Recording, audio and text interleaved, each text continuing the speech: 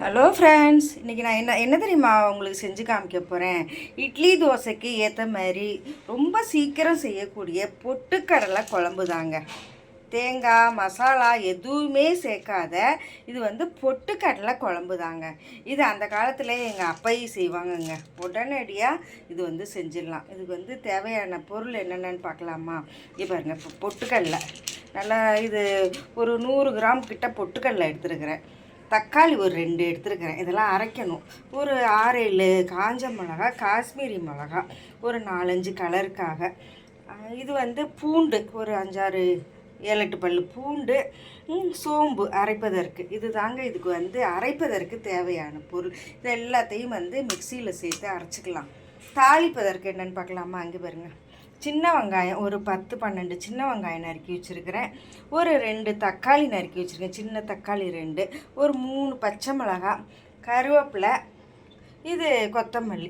இது தாங்க இதுக்கு தேவையான பொருட்கள். ஒரு குழிக்கரண்டி எண்ணெய் ஊற்றி கடுகு போட்டு தாளிச்சிக்கலாம். இது எல்லாத்தையும் இப்போ மிக்சி ஜாரில் சேர்த்து அரைச்சிக்குவோம். இங்கே பாருங்கள், எல்லாத்தையும் சேர்த்து அரைச்சிட்டு வந்துட்டேங்க. பாருங்கள், ஒரு குழிக்கரண்டி எண்ணெய் ஊற்றிருக்கிறேன். இந்த இப்போ கடுகு போட்டு தாளிச்சிக்கலாம். கடுகு வெடிக்கட்டும்.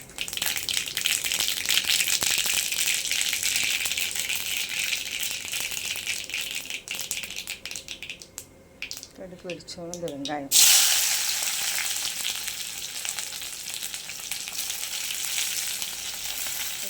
கருவேப்பிலை, வெங்காயம் கருவேப்பிலை போட்டு நல்லா வதங்கட்டும்.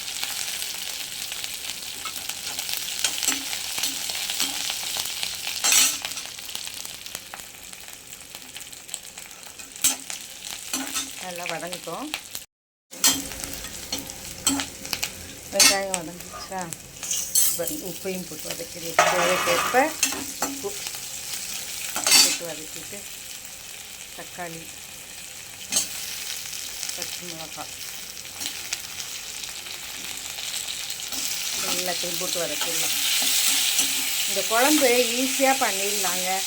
இட்லி தோசைக்கு ரொம்ப நல்லாயிருக்கும். தேங்காய் மசாலா சாமான் எதுவுமே சேர்க்காத பொட்டுக்கடலை குழம்புங்க. இது கொஞ்சம் நல்லா வதங்கட்டும். வதங்கினோன்னே இந்த அரைச்சி வச்ச விழுதையும் போட்டு கொதிக்க விடுவோம்.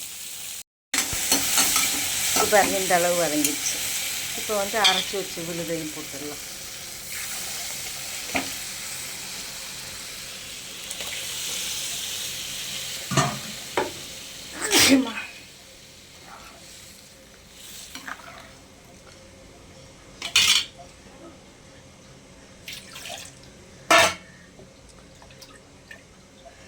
கழுவி அதிலே ஊற்றிட்டு நல்லா ஒரு 5 நிமிஷம் கொதி ஒரு 5 நிமிஷம் நல்லா கொதிக்கட்டுங்க. ஸ்லோவிலே வச்சு கொதிக்க வச்சிடலாம். கொதி ஸ்லோவில் வச்சு ஒரு 5 நிமிஷம் கொதிக்கட்டும். பொட்டுக்கடலை குழம்பு நல்லா கொதிச்சிருச்சுங்க.